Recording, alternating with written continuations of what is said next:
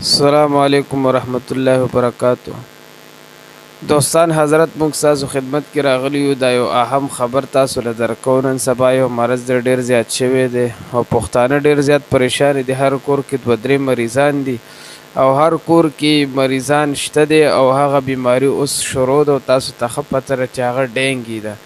د هغې دپاره موږ تاسو ته یو مجرب عمل ښایو او یو داسې عمل ښایو چې په هغې باندې تاسو اوبه دم کوئ، کور کې کېږدئ، هر د ډینګي مریض له ورکوئ. که خواته درته څوک وي هم دا خبره ورته وکړئ، دا نسخه ورته وښایئ چې موږ تاسو ته وښایو او دا ویډیو هم شیر کړئ، دا آی ډي هم فالو کړئ او کمنټ هم وکړئ.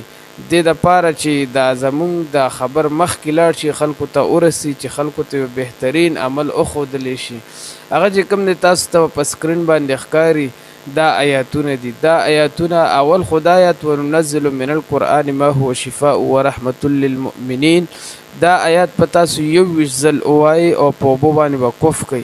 او دا نور چې کوم د شفا آیاتونه دا هر آیات په 21 ځل ووایئ او تاسو به بیلې بیلې اوبو باندې دم کوئ.